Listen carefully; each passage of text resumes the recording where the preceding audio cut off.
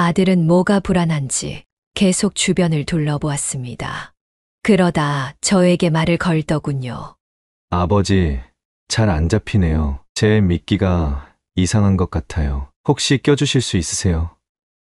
오랜만에 해서 잘 안 되네요. 저는 드디어 연결고리가 생긴 것 같아 기뻤습니다. 하지만 티를 내지 않고 천천히 다가가 아들의 낚시줄을 감았죠. 저는 지금이 기회라고 생각했습니다. 낚시바늘에 미끼를 낄 준비를 하며 아들에게 물었죠. 혹시 사업을 하면서 도움이 필요하면 언제든지 연락하거라. 힘들면 내 회사로 들어와도 돼. 나는 언제든 너를 받아. 그때였습니다. 아들은 갑자기 저에게 가까이 다가왔습니다. 저는 미끼를 바늘에 끼다가 아들이 다가오자 그의 얼굴을 쳐다보았죠. 잠시 동안 봤던 아들의 얼굴은 분노로 가득 차 있었습니다. 그리곤 말했죠. 변한 게 없으시네요. 그렇게 자식 위하는 아버지 연기를 하고 싶으세요? 그럴 거면 그때 잘해주지 그러셨어요. 뭐라고? 너 무슨 소리를 하는? 그 순간 아들은 저의 가슴팍을 두 손으로 세게 밀쳤어요. 저는 갯바위 끝에서 순간적으로 균형을 잃었고 물속으로 떨어졌습니다. 모든 것은 순식간에 일어났고 저는 무엇이 일어난 건지 이해할 틈도 없이 물속에서 허우적거리고 있었습니다. 다행히 암초에는 부딪히지 않았죠. 아들이 저를 밀어넣은 이유가 무엇인지, 왜 그랬는지를 알 수 없었습니다. 도대체 왜 이렇게까지 하는 걸까요? 제가 제 몸을 물속에서 허우적거리며 겨우 그 상황을 넘기려 할 때 아들의 웃음소리가 들렸습니다. 그 웃음은 제가 오랫동안 듣지 못한 소리였지만 그 순간 그것이 저를 더 크게 절망하게 만들었습니다. 아들은 저를 물속에 빠뜨린 뒤 아무런 제스처나 미안하다는 말 한마디 없이 그 자리를 떠났습니다. 제가 물속에서 아무리 소리쳐도 아들이 저를 도와줄 기미는 보이지 않았습니다. 이게 어떻게 된 일일까요? 지금 낚시를 하러 간 아들이 아버지를 갯바위 절벽에서 밀어 바닷속에 빠뜨린 상황인데요. 오늘은 천륜을 저버린 아들에 대한 최영남님의 사연입니다. 어떤 내용의 이야기일지 바로 들어보도록 하겠습니다. 안녕하세요. 저는 서울 광진구에 살고 있는 최영남이라고 합니다. 올해 75이 되었어요. 저도 사연을 자주 듣곤 하는데 이렇게 제 이야기를 하게 될 줄은 몰랐네요. 제가 오늘 드릴 이야기는 굉장히 충격적인 이야기일 겁니다. 누구에게도 절대는 일어나서는 안 되는 일이 저에게 벌어졌거든요. 어쩌면 제가 원인을 제공한 걸 수도 있겠지만 말이에요. 아무쪼록 이야기를 끝까지 들어보시고 어떻게 생각하시는지, 그리고 제가 어떻게 살았어야 했는지 많은 조언과 의견 주시면 남은 인생 살면서 가슴에 새기며 살겠습니다. 그럼 이야기 시작하겠습니다. 왜 앞에 말씀드린 일이 벌어졌는지 설명하기 위해서는 제가 아들을 낳았을 때로 돌아가야 합니다. 저에겐 외동 아들이 하나 있습니다. 하나뿐인 가족이죠. 아내는 아이가 굉장히 어렸을 때 세상을 떠났습니다. 청천벽력과 같은 일이었죠. 저는 워낙 무뚝뚝하고 표현을 못하는 사람이었고, 아내는 반대로 항상 밝은 에너지를 가지고 있던 사람이었습니다. 아내를 무척이나 사랑했던지라 당시에는 저도 함께 세상을 떠나고 싶다는 나쁜 생각을 하기도 했었죠. 하지만 그러지 못했습니다. 그 이유는 바로 아내가 세상을 떠나기 전에 남긴 마지막 말 때문이었죠. 그 말이 내 가슴에 깊이 박혔습니다. 여보, 우리 아들 잘 부탁해. 세상에서 가장 사랑해줘. 그 짧은 말이 내 삶을 계속해서 이끌어갔죠. 아내는 세상에서 가장 좋은 사람이었고, 저에게 큰 힘이 되어 주었고, 아들에 대한 걱정과 사랑을 고백하면서 세상을 떠났습니다. 저는 그 말을 기억하며 아들에게 최선을 다해주겠다고 다짐했습니다. 그 다짐이 나를 계속 일으켜 세웠습니다. 아내는 제가 아들을 잘 키울 수 있도록 도와줄 거라고 믿었고, 저는 그 믿음에 부응하려고 애썼습니다. 처음에는 아들도 제 마음을 알아주었습니다. 아내가 떠난 뒤 저는 홀로 아들을 돌보며 그의 모든 것을 챙겼습니다. 아들이 어렸을 때 저는 무조건적으로 사랑을 주었고, 아들이 저를 필요로 할 때면 언제나 곁에 있었습니다. 아들은 어린 나이에도 제게 자주 놀아달라고 했고, 저는 기꺼이 아들의 요구에 응하며 시간을 보냈습니다. 무뚝뚝하고 표현을 잘하지는 못했지만 최선을 다했습니다. 가장 좋아하는 시간은 아들과 바다 낚시를 하는 것이었습니다. 저는 워낙 다정하지 못했지만 아들과 낚시를 할 때면 참 행복했습니다.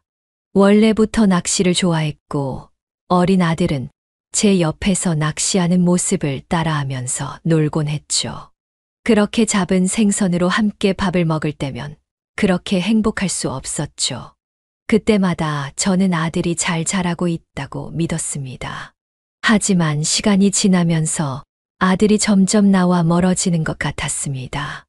아내가 남긴 그 유언은 저에게 큰 짐이 되기도 했습니다. 잘 부탁한다고 부탁을 받긴 했지만 제가 아들에게 무엇을 잘 해줘야 하는지, 어떻게 하는 게 잘해주는 건지는 저 홀로 알기 어려웠습니다. 아들이 점점 나이를 먹어가면서 저는 여전히 아들을 잘 키우기 위해 매일매일 최선을 다했지만, 아들은 그때마다 제 기대를 저버리며 계속 다른 길을 가기 시작했습니다. 아들의 변화는 점점 더 두드러졌죠. 예전에는 즐거워하던 소소한 일들, 내게 말해주던 고민들, 그런 것들이 하나둘씩 사라져갔습니다.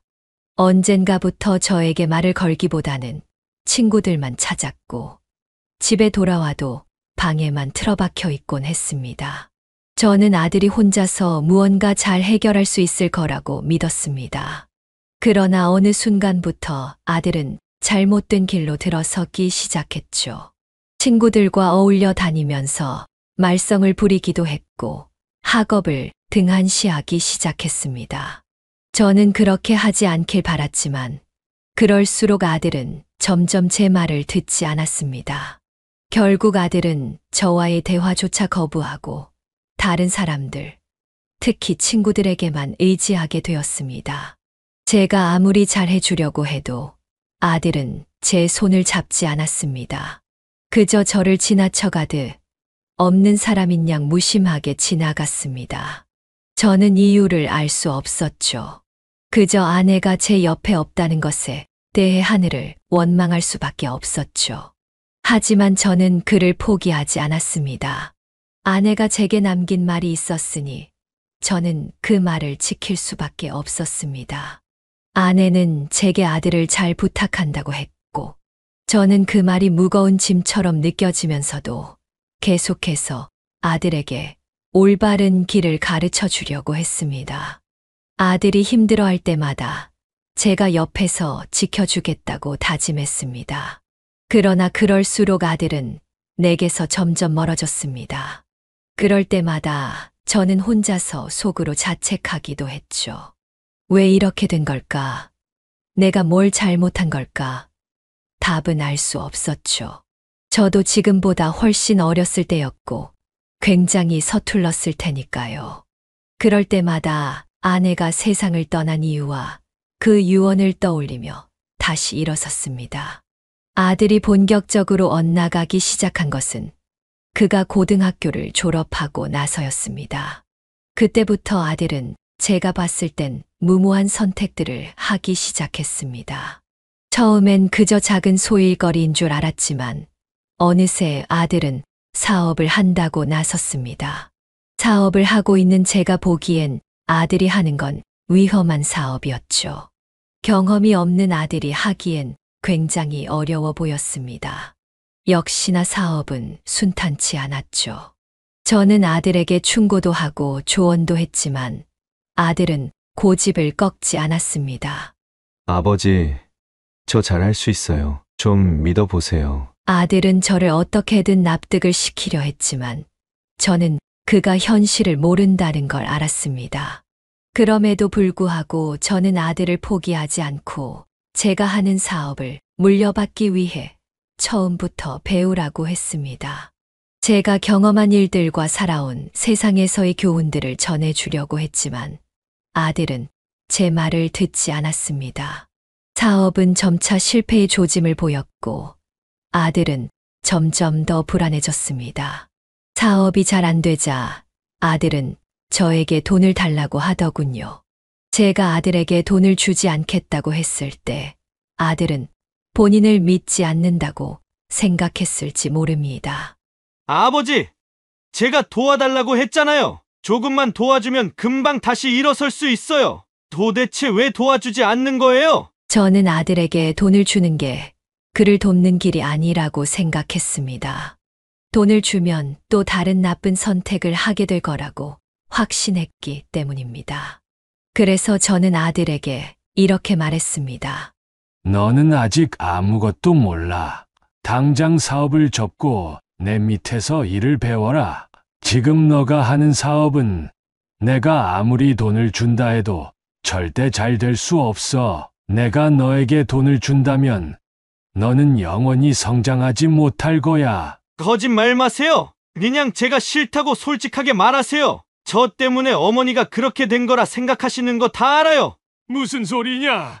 나는 그런 생각은 죽어도 해본 적이 없어. 제가 그 말을 믿을 것 같아요? 아버지는 진짜 최악이에요. 아들은 그 말을 마지막으로 집을 나가버렸습니다. 저는 아들의 말에 충격을 받았습니다. 아들이 저를 그렇게 생각하고 있을 줄은 정말 몰랐죠. 저는 이때 어떻게든 아들을 찾아 오해를 풀었어야 했습니다. 하지만 그때 저는 그의 미래를 위해서라면 이런 결정도 내려야 한다고 생각했습니다. 저는 아들이 저 없이도 이 험한 세상 잘 버텨낼 수 있게 자립할 힘을 키웠으면 했습니다. 그게 제 아내와의 약속을 지키는 것이라 생각했고요. 아들이 제 도움 없이도 잘 살아갈 수 있기를 간절히 기도했습니다. 그럼에도 불구하고 아들은 점차 저를 멀리하고 저와의 대화조차 피하려 했습니다. 제가 아들에게 최선을 다했다는 사실은 그가 저를 어떻게 생각하든 제가 뭘 했든 관계없었습니다. 결국 아들은 나의 기대를 저버리고 다른 길을 선택하게 된 것입니다. 그때부터 저는 아들의 행동에 상처를 받았지만 여전히 그의 행복을 바랬습니다. 하지만 답답한 마음은 어쩔 수가 없더군요. 아들이 저를 외면하고 멀리할 때마다 고통스럽더군요. 저는 아들이 왜 저를 이해하지 못하는 건지 도저히 이해가 되지 않았습니다. 하지만 아버지로서 할 수 있는 모든 것을 다 해줄 수 있었지만 돈은 아니었죠. 만약 그가 사업에 대한 다른 서포트를 원했다면 저는 발벗고 나서서 해주었을 겁니다. 그렇게 몇 주가 지나고 아들은 또 저에게 돈을 달라고 하더군요. 아들은 계속해서 돈이 필요하다고 말했고 저의 마음은 흔들리지 않았습니다. 제가 돈을 주면 아들은 또 다시 똑같은 실수를 반복할 것 같았고 그가 자립할 기회를 놓칠 것 같아 두려웠습니다. 그런데 아들은 그 결정을 받아들이지 않았습니다. 아들은 제가 도와주지 않으면 망하게 될 것이라고 주장하며 계속해서 돈을 요구했습니다. 너는 왜 내 뜻을 몰라주는 거냐? 너의 일은 너 스스로 해결해야지. 나중에 내가 힘들 때 내가 없으면 어떡하려고 그러는 거야? 무조건 잘 된다니까요. 아버지야말로 도대체 왜 저를 믿어주지 않는 거예요? 말이 안 통하는구나. 언젠가 나의 뜻을 깨닫게 되는 날이 올 거다. 내 마음은 절대 안 바뀌니 기대하지 말거라. 아들은 집안에 있던 전화기를 바닥에 내동댕이 치고는 역시나 집을 나갔죠. 제가 그랬던 것처럼 아들은 세상에 스스로 부딪혀 성장해 나가야 했습니다. 그날 밤 저는 세상을 떠난 아내의 사진을 보면서 말했습니다. 여보, 미안해요. 당신 부탁을 들어주려고 최선을 다하고 있는데 마음처럼 되지 않는구려. 당신이 있었다면 이렇게 되지는 않았을 텐데 나의 무기력함에 정말 화가 나오. 거기서 보고 있으면 내가 어떻게 해야 할지 말 좀 해주시오. 하지만 역시 답이 없더군요. 저는 집에 있는 술을 꺼내 왕창 마시고 잠에 들었습니다. 다음 날 아들은 저에게 다가와 자신 있는 표정으로 말하더군요.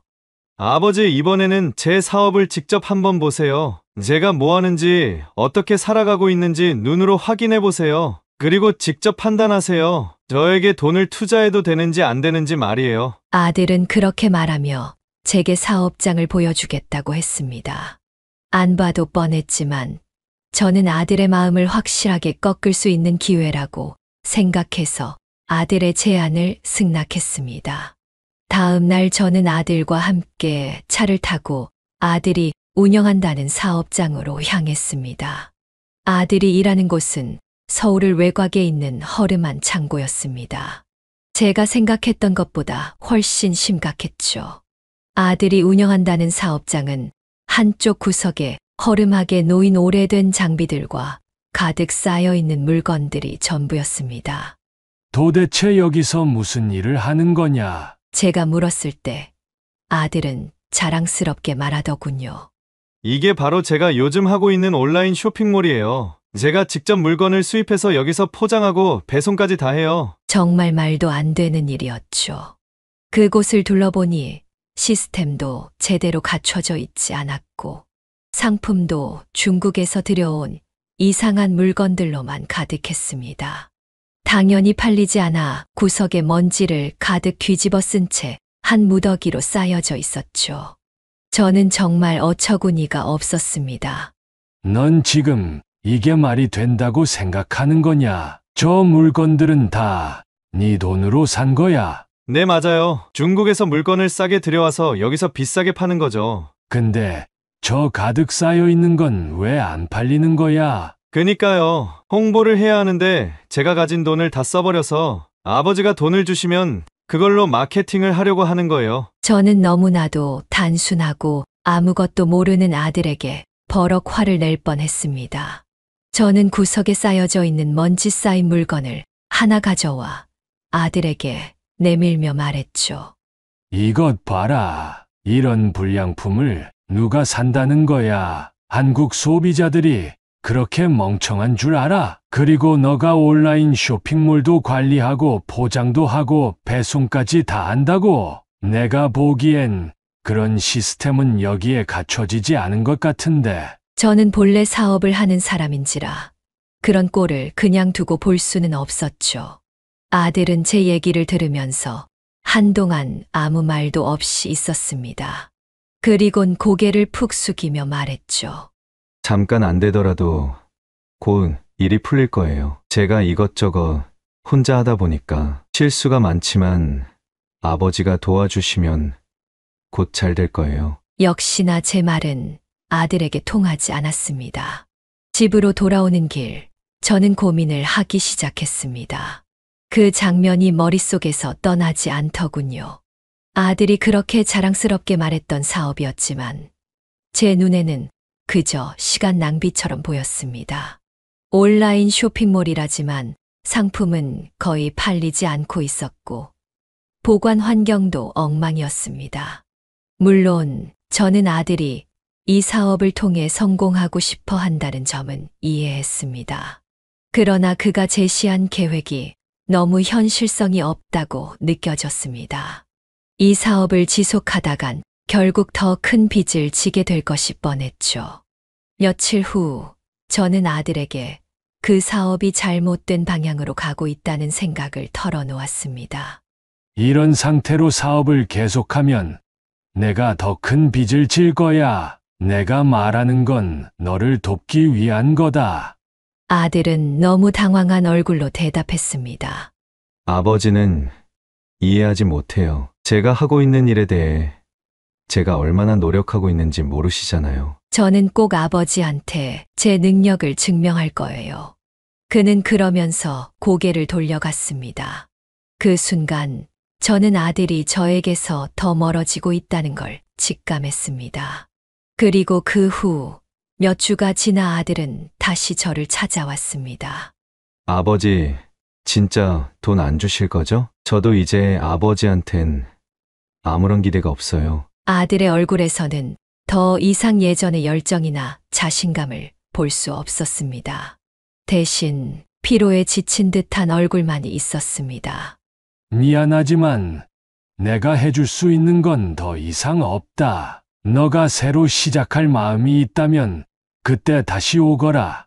그렇게 말하고선 아들을 보내면서 속으로 걱정이 더욱 커졌습니다. 그가 자신이 하고 있는 사업에 대한 책임을 지지 않는다면 그 길은 결국 그를 망칠 것이라는 생각이 들었습니다. 아비된 도리로서 저는 어떻게 해야 아들을 올바른 길로 이끌 수 있을지 모르겠더군요. 아들이 망할 걸 알면서도 원하는 걸 해줘야 하는 것인지, 아니면 아들이 상처를 받는다 하더라도 제대로 교육을 해야 하는지 말이에요. 그렇게 시간이 흘렀고 아들은 더 이상 저에게 오지 않았습니다. 저는 아들이 또 무슨 짓을 벌일지 몰라 걱정하던 중이었습니다. 그러던 중 사채업자들이 제 집에 찾아왔습니다. 그들은 아들이 빌린 돈을 갚지 않아서 찾아온 것이었습니다. 그들의 태도는 무척 폭력적이었고 그들은 저에게 아들이 빌린 돈을 대신 갚으라고 했습니다. 최진석 씨, 아버님 맞으시죠? 당신 아들이 저희에게 돈을 빌려갔는데 갚질 않아서 대신 받으러 왔습니다. 뭐라고요? 당신들이 누구길래 우리 아들에게 돈을 빌려줬단 말이요? 그게 중요합니까? 당신 아들이 우리 돈을 빌려가서 안 갚았다는 게 중요하지. 아들이 잘못했으면 아버지가 책임지는 게 도리라고 생각하는데 어쩌실 겁니까? 그들의 말에 저는 기가 막혔습니다. 아들이 얼마나 빌렸길래 그래요? 원금 이자 합해서 1억 5천만 원 정도 되네요. 아버님이 사업을 크게 하신다고 들었는데 이 정도는 껌값이잖아요. 제가 그 금액을 갚지 않으면 어떻게 되는 거요? 그거야 뭐 아버님이 생각하시는 대로 되겠죠. 평생 아들은 빚에 허덕이면서 살겠죠. 저희는 지옥까지 쫓아가서 수단과 방법을 가리지 않고 돈을 받거든요. 남의 돈 빌려가서 안 갚은 사람이 편하게 살 생각하면 안 되잖아요. 그쵸? 저는 마음이 무너지는 듯 했습니다. 아무리 힘들더라도 사채에 손을 대다니 말이에요. 저는 고민하기 시작했습니다. 제가 돈을 갚지 않으면 아들은 굉장히 힘든 삶을 살게 될 거고, 갚는다면 아들은 계속해서 저에게 의지하면서 살 것이기 때문이었어요. 더군다나 아들이 더 어떤 심한 짓을 저지를지는 아무도 몰랐죠. 그래서 저는 그 금액의 일부만 지불하기로 했습니다. 아들이 하던 사업을 정리하고 물건을 처분하면 갚을 수 있을 정도만 남기고요. 어쩔 수 없이 일부 금액을 지불했지만 나머지는 아들이 책임을 져야 했습니다. 잘 받아갑니다. 멋진 아버지시네요. 근데 남은 원금하고 이자가 있어서 이것도 얼른 갚으셔야 할 겁니다. 아시다시피 이자는 금방 늘어나거든요. 다음 날 아들은 저를 찾아왔습니다. 아들은 그 사람들에게 맞았는지 얼굴에 멍이 들어있더군요. 저는 그 모습을 보고 마음이 너무 아파 눈을 질끈 감을 수밖에 없었습니다. 아버지, 이번엔 정말 끝장이에요. 그 사람들 진짜 무서운 사람들이에요. 아버지가 돈을 주지 않으시면 더 이상 버티기 힘들어요. 매일 찾아와서 협박을 해요. 그 말을 듣고 저는 다시 한번 마음이 흔들렸습니다. 그러나 여전히 제 결심은 변하지 않았습니다. 오히려 잘 되었다. 화를 내고 싶은 마음은 굴뚝같이만 내지 않으마. 이번 기회로 너도 배운 게 있을 거야. 지금 하는 사업 정리하고 물건 처분해서 돈을 갚거라. 그리고 새로 다시 시작하는 거야. 아버지, 지금 하는 사업은 제 목숨과도 같은 거라고요. 이번 위기만 넘기면 다시 기사회생할 수 있어요. 아직도 정신을 못 차렸구나. 대체 언제쯤 정신을 차릴 거냐? 너가 지금 실패했다는 걸 인정해야 다시 성공할 수 있다는 걸 왜 모르는 거야? 어쨌든 나는 더 이상 널 도와줄 수 없다. 나도 할 만큼 했어. 아들은 그 말을 듣고는 축 늘어진 채 집을 나가더군요. 집을 나가기 전 저를 보는 눈빛엔 저에 대한 원망이 가득했습니다. 며칠 뒤 사채업자들이 저를 다시 찾아왔더군요.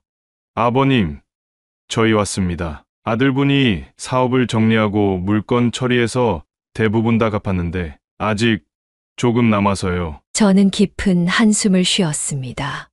아들분은 돈 갚기 위해서 최선을 다했어요. 근데 이제 정말 탈탈 털어도 10원 한 장 안 나오는데 어떡하겠습니까? 아버님이 해결해 주셔야죠. 만약 안 주시면 저희가 아들분한테 어떤 짓을 저지를지 모릅니다. 남은 빚은 얼마입니까? 어제까지만 해도 2천 정도였는데 오늘 이자 붙어서 2,200만 원이 됐네요. 내일은 2,420만 원일 거고요. 저희도 이러기 싫어요. 사람 사는 세상인데 이렇게 삭막해서 되겠습니까? 이번 주 안으로 주시면 저희가 오늘 이자로 동결해 드리겠습니다. 저는 깊은 한숨을 쉬었습니다. 사채업자들의 말은 굉장히 위압적이었고 제가 돈을 주지 않는다면 정말 제 아들에게 무슨 짓이라도 할 것만 같았어요. 저는 어쩔 수 없이 그들에게 돈을 주겠다고 약속했습니다. 제 아들은 지금 어디 있습니까? 저희가 데리고 있습니다. 금방 보내드리죠. 이걸로 빚은 다 청산되셨습니다. 제가 오지랖 부리는 것 같아서 말씀 안 드리려고 했는데 제 아버지 같아서 한 말씀만 드릴게요. 당신 아들 관리 잘하세요. 제가 일하면서 저런 놈 많이 봤는데 집안 말아먹을 놈입니다. 그럼 가겠습니다. 항상 건강하시고 돈 필요하시면 언제든 연락 주세요. 고객님. 그 놈들은 저에게 명함 한 장을 던진 뒤 집에서 나갔죠. 그날 저녁 아들이 돌아왔습니다. 굉장히 추레한 모습이었죠. 다행히 몸은 어디 다친 곳 없이 괜찮은 것 같았습니다. 저는 아들을 안아주려 했지만 아들은 저를 거부하더군요. 이제 속 시원하세요? 뭐라고? 제가 이 지경, 이 꼴 되니까 속 시원하시냐고요? 아버지 때문에 제 인생은 이제 내리막길이에요. 너 그게 무슨 소리냐? 어떻게 그런 소리를 할 수가 있어? 지금 돈 갚아줬다고 생색 부리려 하시는 것 같은데 착각하지 마세요. 아버지가 그 전에 저한테 돈 주셨으면 이런 일은 안 생겼어요. 제 인생 어떻게 하실 거예요? 다 너를 위한 선택이었어. 그 사업은 미래가 없다고 내가 몇 번이나 말했잖니? 아직 너는 젊어 그러니까 다시 시작하자. 내 밑에서 착실히 일 배워서 내 사업을 물려받으면 돼. 참 웃기네요. 제가 아버지 밑에서 일을 배운다고요? 잘도 그러겠네요. 저는 아버지 꼭두각시가 되기 싫어요. 지금 이 순간 같이 있는 것도 숨 막히는데 평생 아버지 그늘 아래 살라고요? 너 도대체 나한테 왜 그러는 거야? 내가 너한테 뭘 그렇게 잘못했다고? 항상 그렇죠. 아버지는 아마 평생 모르실 거예요. 어머니가 있었어야 했는데. 저는 그 말에 너무 화가 났습니다. 정신을 차려보니 제가 아들의 뺨을 때렸더라고요. 인생 처음으로 아들에게 손찌검을 한 날이었습니다. 아들은 놀랐는지 동그란 눈으로 저를 쳐다봤죠.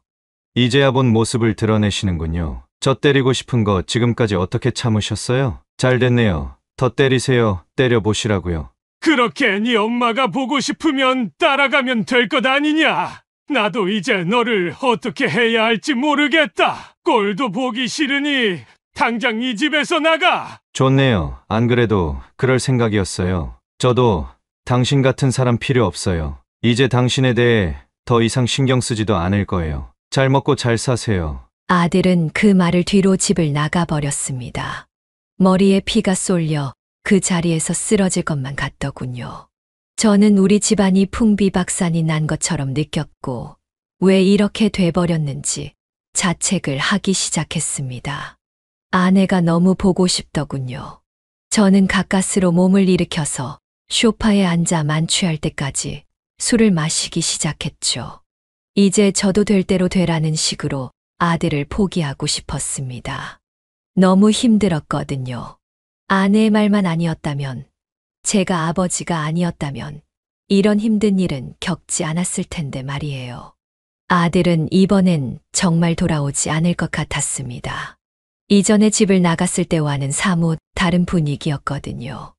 며칠 후 집에 들어와 보니 자신의 짐을 싹 다 들고 나갔더군요. 아들이 했던 내가 필요 없다는 말이 머릿속에 맴돌았습니다. 아들이 완전히 저를 떠난 것이라고 느꼈습니다.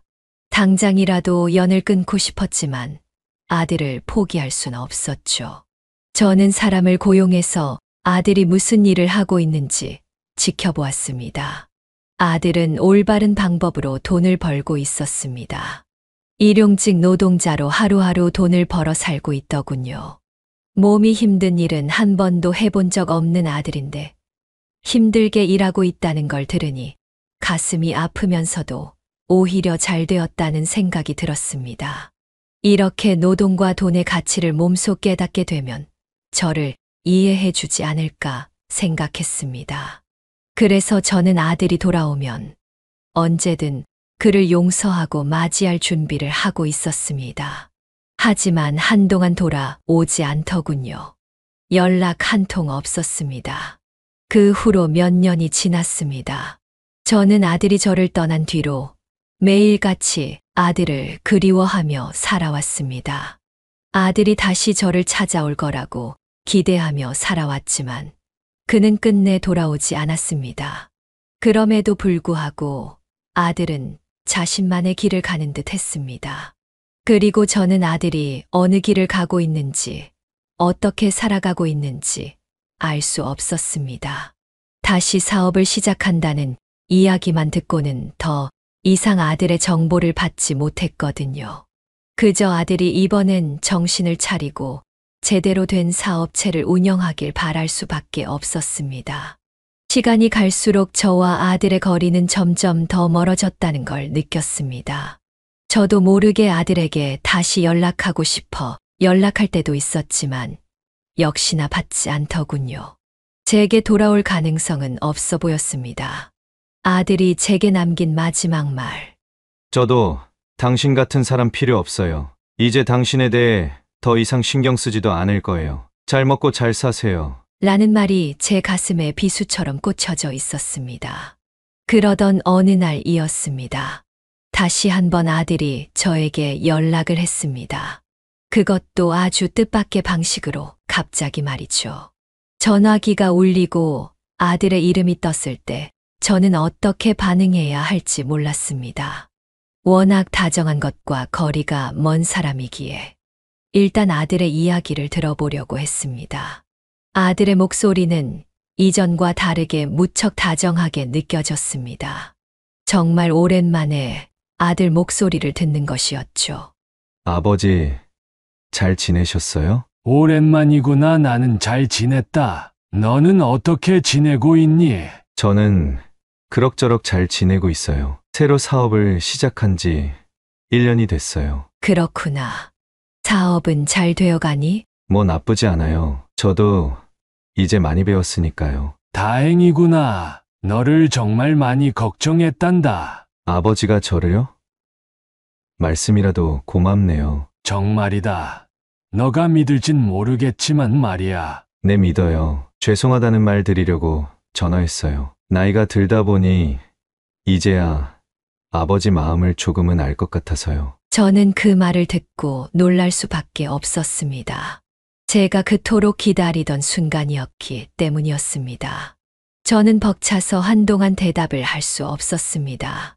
저는 아들이 이렇게 정신을 차리고 저에게 돌아올 거라고는 상상도 하지 못했으니까요. 아버지, 듣고 계세요? 그래, 듣고 있다. 그래서 말인데, 오랜만에 낚시하러 가실래요? 낚시. 갑자기 웬 낚시냐? 그냥 오랜만에 만나서 어색할 텐데, 낚시라도 하면 덜 어색할 것 같아서요. 그리고 유일하게 아버지의 대해 좋은 기억으로 남은 게 제가 어렸을 때 아버지랑 낚시를 간 거였어요. 그때는 정말 행복했는데 말이에요. 그렇구나. 나도 그렇단다. 그래, 오랜만에 낚시하러 가자. 시간은 언제쯤 괜찮니? 제가 좋은 날로 잡아서 다시 연락드릴게요. 아버지 보고 싶네요. 정말 눈물이 나올 것만 같았습니다. 저는 당시엔 의심하지 못했습니다. 단순히 시간이 흘러서 그동안의 관계를 회복하려는 노력인지 아니면 다른 뜻이 있는지 저는 정확히 알지 못했어요. 그저 아들이 저를 보자고 하는 말에 기뻐서 얼른 그날이 왔으면 좋겠다 싶었죠. 그렇게 시간이 지나 낚시하는 날이 되었죠. 저는 아침부터 무척 설렜습니다. 그 전날 잠을 이루지 못했고 미리 낚시 갈 준비를 다 마친 상태였죠. 저희는 자주 가던 갯바위 낚시를 가기로 했습니다. 그리고 드디어 아들을 만나게 되었죠. 아들은 저를 보고 살짝 미소를 지었습니다. 저는 아들에게 다가가 조용히 안아주었죠. 지금껏 고생했다.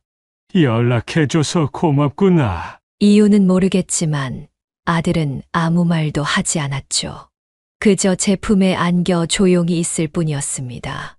아버지, 얼른 가요. 지금이 많이 잡힐 때예요. 그래, 오늘 파도가 많이 쳐서 잘 잡히겠구나. 나를 잘 잡았어. 낚시하는 법은 기억하고 있니?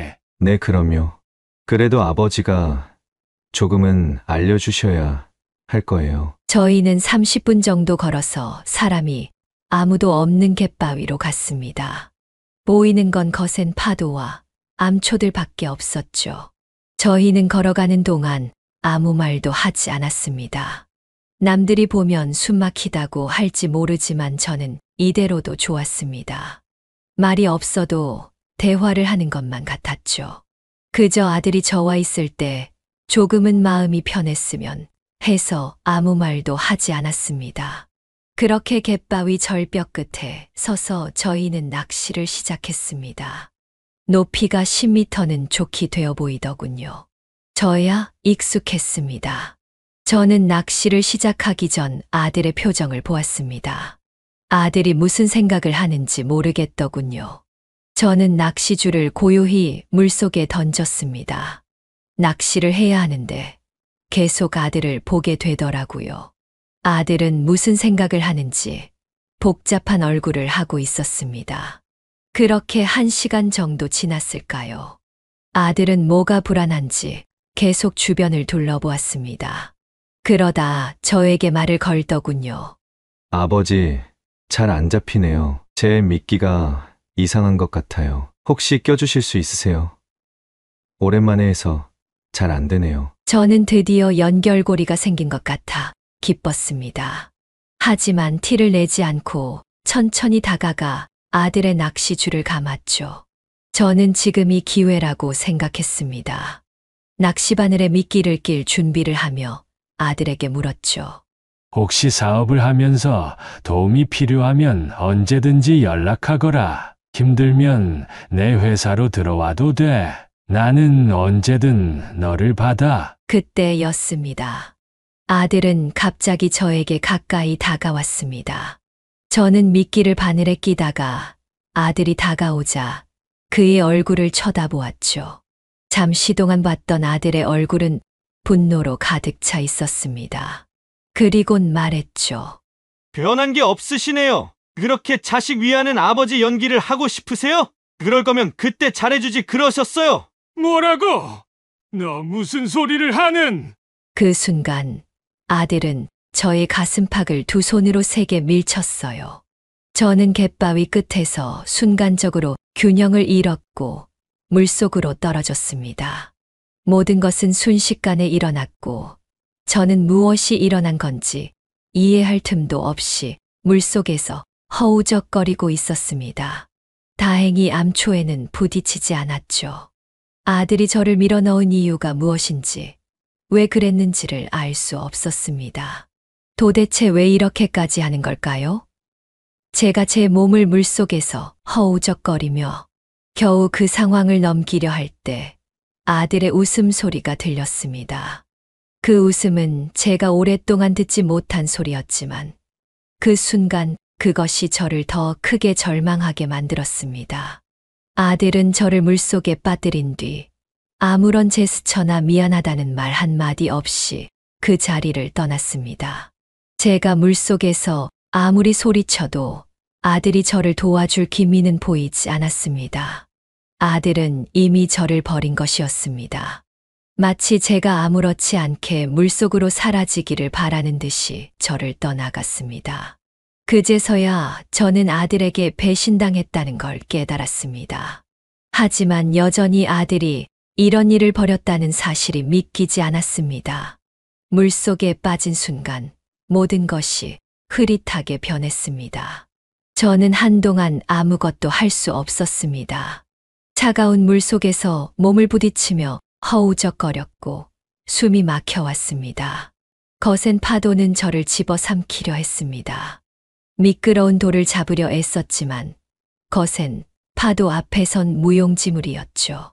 그렇게 몇 분쯤 지났을까 눈앞이 어두워졌고 의식은 점점 흐려졌습니다. 필사적으로 팔을 움직이며 물속에서 몸을 떠올리려 애썼습니다. 그 순간에도 저는 아들을 믿고 싶었습니다. 제가 실수해서 떨어진 게 아닐까 하고요. 하지만 저는 아들이 떠나가는 모습을 보며 깨달을 수밖에 없었죠. 아들이 저를 일부러 바다로 밀었다는 걸요. 아들은 이미 저에게서 모든 애정을 떨쳐버린 것 같았습니다. 그가 저를 버린 이유는 단순히 경제적인 문제 때문이 아니었습니다. 그 속에는 제가 그의 기대를 충족시키지 못했다는 깊은 배신감이 있었습니다. 저는 차가운 물속에서 허우적대며 몇 번이고 호흡을 가다듬으려 했습니다. 눈에 띄게 피로하고 힘든 순간들이 이어졌습니다. 어쩌면 죽을 수도 있다는 생각이 들었습니다. 물속에서 몸이 계속 가라앉으려고 할 때 갑자기 아내의 얼굴이 떠올랐습니다. 이유는 모르겠지만 아내가 마지막으로 저에게 남긴 말이 떠오르더군요. 여보, 우리 아들 잘 부탁해. 세상에서 가장 사랑해줘. 그 말이 왜 제일 먼저 떠올랐을까요? 그 후 별별 생각이 다 들었습니다. 아들을 제일 사랑하며 잘 키우려고 애썼지만 아들은 그럴 때마다 계속 엇나갔습니다. 그래도 포기하지 않고 잘 해보려 했지만 아들은 결국 저를 배신했습니다. 결국 지금 저는 이 차가운 물속에서 아들로부터 받은 배신감과 외로움만 느낄 수 있었습니다. 저는 이대로 죽을 순 없다고 생각했어요. 아무리 몸이 힘들고 물이 점점 더 깊어지는 것 같아도 저는 살아야 했습니다. 살아서 아들에게 복수해야 했습니다. 꼭 살아서 아들을 올바른 길로 이끌어야 했습니다. 자신이 한 짓에 대해 벌을 받아야 하는 게 세상 이치니까요. 아들을 결코 용서하지 않기로 마음먹었습니다. 그게 그 아이를 위한 것이었죠. 아내가 남긴 마지막 부탁을 기억하며 저는 끝까지 버텨보려 했습니다. 어떻게든 이 고통을 이겨내야만 했습니다. 하지만 시간이 지날수록 몸에 힘은 빠졌고 저는 결국 바다 한가운데로 휩쓸려 나갔습니다. 남은 힘을 다해 뭔가를 잡으려고 했지만 손에 잡히는 게 없더군요. 이대로 끝이라고 생각할 때쯤 버둥거리던 제 손에 뭔가가 잡혔습니다. 저는 마지막으로 있는 힘을 다해서 그것을 잡아당겼죠. 알고 보니 그건 사람의 손이었습니다. 근처에서 낚시를 하던 낚시배가 제가 소리 지르는 것을 듣고 구하러 온 것이었죠. 저는 그분들의 도움으로 배 위로 올라올 수 있었고 정신을 차리는데 한참이 걸렸습니다. 많은 바닷물을 토해냈고 바로 병원으로 이송되었죠. 힘이 빠지고 몸이 지쳐서 더 이상 말도 할 수 없었지만 저는 여전히 아들에게 복수할 결심을 굳혔습니다. 제가 살아남은 이유는 오직 하나, 아들이 벌을 받을 수 있도록 저를 물속에서 죽이려고 했던 그 음모에 대해 세상에 알리고 복수하는 것이었으니까요. 병원에서 저는 다시 한번 아들의 얼굴을 떠올렸습니다. 그가 저를 떠나버린 이유는 분명히 저와의 관계를 완전히 끊고 싶어서일 것입니다. 그리고 제 유산을 가로채려고 한 것이었겠죠. 아들은 제가 죽었다고 생각했을 겁니다. 하지만 저는 살아남았죠. 제 마음속에는 자비와 분노가 섞여 소용돌이 쳤습니다. 아들의 범죄를 알리려 생각이 들면 아내의 생각이 나서 그러지 못했고, 용서를 하려고 하니 그것 또한 올바르지 못하다고 생각이 들었습니다. 그렇게 며칠이 지나고 저는 퇴원을 할 수 있었습니다. 몸 이곳저곳엔 암초와 파도 때문에 생긴 상처와 멍이 가득했습니다. 저는 결국 아들의 죄를 세상에 밝히고 아들이 저지른 죄값을 치르게 하기로 마음먹었습니다. 그동안 제가 겪은 고통과 몸의 피로는 쉽게 회복되지 않았습니다. 하지만 제 마음은 어느새 또 다른 전투를 준비하고 있었습니다. 저는 살아남은 이유가 무엇인지 잘 알고 있었죠. 아들의 범죄를 증명하기 위해선 그 순간의 증거가 저에게 필요했습니다. 아들이 저를 밀어넣은 장면을 어떻게든 증명할 수 있는 방법이 없을까 하는 생각이 들었습니다. 저는 그 후 몇 날 며칠의 고민 끝에 아들을 신고하기로 결심했습니다. 경찰서에 가서 아들이 저를 물속에 밀어넣었음을 증명할 수 있는 모든 사실을 전달하기 시작했습니다. 물론 그 당시 상황에서 직접적인 증거는 부족했습니다. 하지만 제가 살아남았다는 사실만으로도 아들이 저를 죽이려고 했다는 것은 충분히 입증될 수 있었습니다. 경찰은 제 말에 귀 기울였고 사건에 대해 조사를 시작했습니다. 저는 차근차근 그동안의 아들과의 관계와 그가 저에게 저지른 일들을 설명했습니다. 아들이 어떻게 사업을 실패하고 저에게 돈을 달라고 했을 때 거절당했으며 그 후 저에게 분노를 품고 저를 물속에 밀어넣었다는 사실도 모두 고백했습니다. 저는 경찰들에게 모든 것을 떠맡기고 그가 저를 해친 사실을 밝혀낼 수 있도록 도왔습니다. 저는 당시 저를 구해준 사람들을 찾아가 증언을 해주길 부탁했고, 다행히 그들은 제가 떨어지고 나서 아들이 사라지는 모습을 보았다고 했습니다. 아들이 저에게 했던 배신은 이제 결코 묵과될 수 없었습니다. 그는 죄를 지었고 저는 그 죄값을 치르게 해야 했습니다. 몇 주 후 경찰은 아들을 체포하고 사건을 정식으로 수사하기 시작했습니다. 저는 검찰과 협력하여 그의 범죄를 입증할 수 있도록 도왔습니다. 아들이 저를 물속에 밀어넣었던 그 순간, 저를 죽이려 했던 그 순간을 입증할 수 있는 중요한 증거들이 하나둘씩 모였고, 결국 아들은 그 모든 사실이 드러나며 범죄자로 낙인 찍히게 되었습니다. 그의 거짓과 배신은 이제 아무리 덮으려 해도 가릴 수 없었습니다. 아들을 본 건 시간이 지나 법원에서였습니다. 저는 아들을 계속해서 쳐다보았지만 아들은 저를 한 번도 쳐다보지 않았죠. 물론 아무 말도 하지 않았습니다. 그렇게 아들은 감옥에 갇히게 되었습니다. 미수로 그쳤지만 그래도 꽤 오랜 형을 받았죠. 저는 그렇게 아들이 없는 현실로 돌아오게 되었습니다. 그리고 그 후로 몇 달이 지나 저는 감옥에서 보내온 그의 편지를 받았습니다. 그 편지에는 여러 가지 감정이 묻어나 있었지만 저는 그것을 받아들일 마음이 없었습니다. 아들의 글귀는 저를 다시금 울게 하지 못했습니다. 저는 그가 감옥에서 후회하고 있다고 해도 그 후회가 진심인지 아니면 형벌을 피하려는 얄팍한 속셈인지 알 수 없었습니다.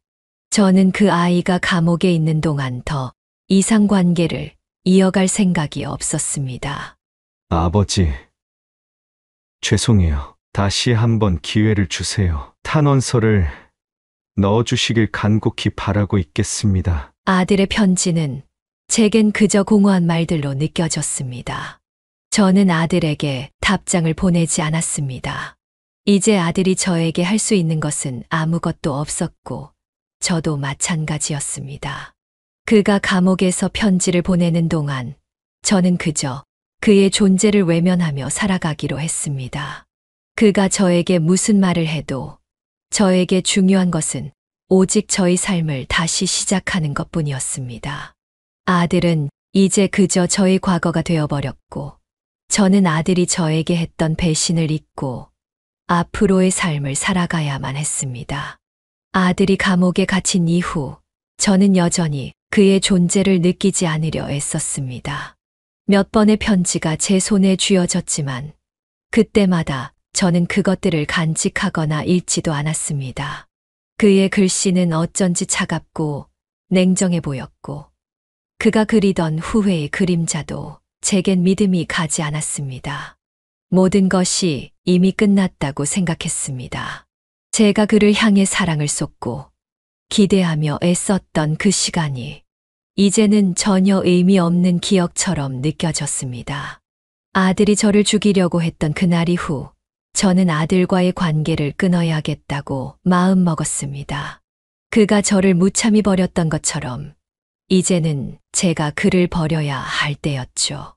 아버지로서 내내 희생하고 마음을 쏟았던 제가 어떻게 그를 도와주었는지, 그 모든 일이 지금 그에게는 아무런 의미가 없다는 것을 알았습니다. 제가 그에게 남긴 것은 더 이상 없었습니다. 저는 아들의 잘못을 인정하고 아들의 배신을 세상에 드러내면서도 후회하지 않았습니다. 모든 것이 끝난 뒤 아들이 보내온 네 번째 편지는 조금 달라 보였습니다. 이전에 비해 더 진지하고 간절한 톤이었지만 저는 그것을 읽을 때마다 또 한 번 확신할 수 있었습니다. 그건 아들의 진심이 아니었습니다. 아들은 아버지를 잘못을 뉘우친 게 아니라 단지 감옥에서의 생활이 그를 그렇게 만들었을 뿐이었습니다.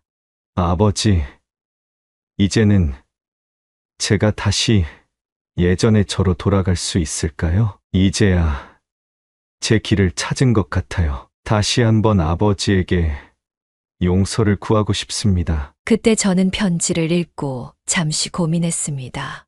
그러나 결국 답장하지 않기로 했습니다. 저에게 이제 아들이 주는 편지의 말들은 더 이상 필요 없었습니다. 아들은 제가 살아남은 이유가 되지 못했고, 저는 그로 인해 삶의 의미를 찾을 수 없었습니다. 아들의 말들은 단지 제가 지닌 한때의 집착을 다시 살려내려는 시도일 뿐이었죠. 제가 마지막으로 그에게 남길 말은 단 하나였습니다. 더 이상 넌 내 아들이 아니다. 이 말을 그가 이해할 수 있을지 없을지는 모르겠지만 저는 더 이상 아들에 대해 생각하지 않기로 했습니다. 다만 아내에게 미안한 마음이 들더군요. 저는 언젠가 제가 아내 곁으로 갔을 때 그때 용서를 구하기로 했습니다. 아내도 아들이 제가 한 짓을 보면 용서할 거라 생각했죠. 만약 아들이 출소를 하고 나서 저를 찾아와도 저는 아들을 만날 생각이 없습니다.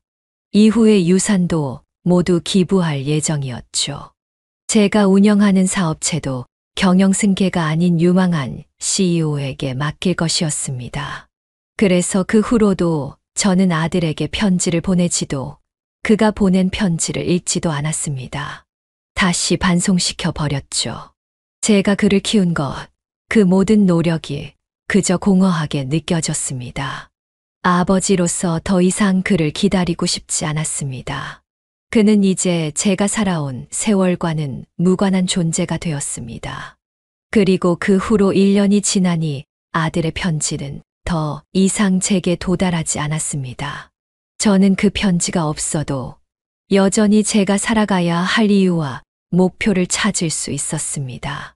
아들은 이제 제 삶의 일부가 아니었고, 저는 그와의 관계를 끊고 제가 살아갈 길을 선택한 것이었습니다. 그 이후 저는 매일 같은 일상 속에서 살아갔습니다. 저는 여전히 아들의 존재를 기억하긴 했지만 그 기억은 점점 흐릿해졌습니다. 그리고 그 흐릿해진 기억을 따라 저는 더 이상 그에게 끌려다니지 않게 되었습니다. 그는 제게서 사라졌고 저는 제 길을 찾았으니까요. 저는 요즘 봉사활동에서 제 삶의 의미를 찾고 있습니다. 그리고 많은 기부를 하고 있어요. 그러다 제가 후원해 줄 여러 젊은이들을 만났고 그들과 좋은 관계를 유지하고 있습니다. 저는 앞으로 저에게 집중하며 살기로 했습니다. 아들에 대한 기대와 집착은 저 멀리 떠나보냈습니다. 제게 필요한 것은 그 무엇도 아닌 오직 제 마음의 평온함과 앞으로 나아갈 길이었으니까요. 다만 아들이 왜 저를 그렇게나 싫어했는지는 여전히 의문점으로 남아 있습니다. 제가 분명 잘못한 부분이 있을 거라 생각이 듭니다. 이 또한 언젠가는 깨달을 거라 생각합니다. 아들은 아직 세상에 나오려면 아직 오랜 시간을 기다려야 합니다. 부디 나왔을 때는 자기 잘못을 뉘우치고 새 사람이 되었으면 합니다. 이렇게 제 이야기를 마무리하려 합니다. 어떻게 들으셨나요? 여러분이라면 저와 같은 상황에서 아들을 어떻게 키우셨을 것 같나요? 그리고 아들이 돈을 달라고 했을 때 그냥 주었다면 이런 일이 생기지 않았을까요? 제 선택이 과연 옳았던 걸까요? 사연을 쓰다 보니 마음이 복잡해지네요. 여러분은 저와 같은 일을 부디 당하지 마시고 늘 행복하고 평온하게 지내셨으면 좋겠습니다. 지금까지 제 이야기를 들어주셔서 감사합니다. 네, 오늘 이야기는 어떠셨나요? 오늘 이야기를 듣고 어떻게 생각하시는지 어머님, 아버님의 생각을 댓글로 공유해주세요. 저는 또 다른 사연으로 찾아뵙겠습니다. 어느새 인생을 바꾸는 관점의 사연을 공감해주시는 구독자, 어머님, 아버님이 4,000분 가까이 되어가고 있네요. 정말 감사의 말씀을 드립니다. 좋아요, 구독, 알람 설정을 통해 앞으로도 따뜻한 정을 나눌 수 있게 함께 해주세요. 어머님, 아버님의 삶의 지혜와 경험을 나눌 수 있는 통로가 되겠습니다. 오늘도 인생을 바꾸는 관점을 통해 사연을 들어주셔서 감사합니다.